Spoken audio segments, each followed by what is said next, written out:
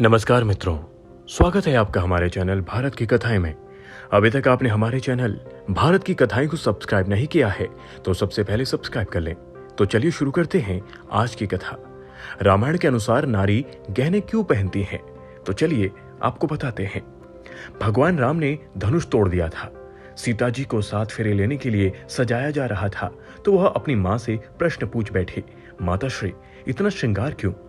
बेटी, विवाह के समय वधु का 16 श्रृंगार करना आवश्यक है, क्योंकि श्रृंगार वर या वधु के लिए नहीं किया जाता। यह तो आर्यव्रत की संस्कृति का अभिन्न अंग है, उनकी माता ने उत्तर में दिया था।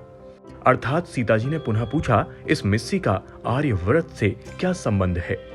बेटी, मिस्सी धारण करने का अर्थ है कि आज से तुम्हें बहाना बनाना छोड़ना होगा। मेहंदी लगाने का अर्थ है कि जग में अपनी लाली तुम्हें बनाए रखनी होगी। और काजल से यह आंखें काली क्यों कर दी? बेटी, काजल लगाने का अर्थ है कि शील का जल आंखों में हमेशा धारण करना होगा। बिंदिया लगाने का अर्थ माताश्री? बेटी, बिंदी का अर्थ है कि आज से तुम्हें शरारत को तिलांजलि देनी होगी और सूर्य की तरह प्रकाशमान रहना होगा। यह नथ क्यों? नथ का अर्थ है कि मन की नथ, यानी किसी की बुराई आज के बाद नहीं करोगे। मन पर लगाम लगाना होगा। और ये टीका? पुत्री, टीका यश का प्रतीक है। तुम्हें ऐसा कोई कर्म नहीं करना है जिससे पिता या पति का घर कलंकित हो, क्योंकि अब तुम 2 घरों की प्रतिष्ठा हो। और यह बंदनी क्यों? बेटी, बंदनी का अर्थ है कि पति, सास, ससुर आदि की सेवा करनी होगी। पत्ती का अर्थ है कि अपनी पतियाती लाज को बनाए रखना है।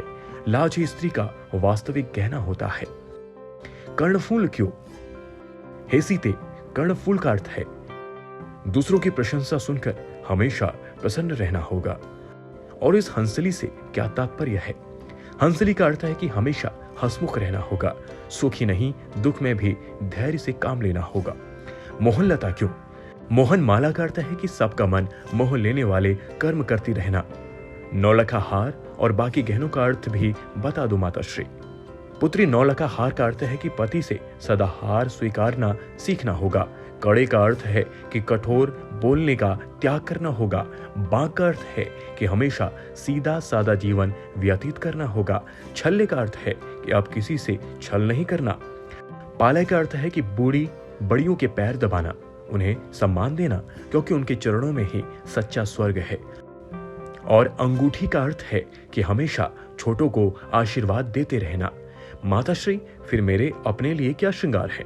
बेटी, आज के बाद तुम्हारा कोई अस्तित्व इस दुनिया में नहीं है। तुम तो अब से पति की परछाई हो, हमेशा उनके सुख दुख में साथ रहना, वही तेरा श्रृंगार है। और उसके आधे शरीर को तुम्हारी परछाई ही पूरा करेगी।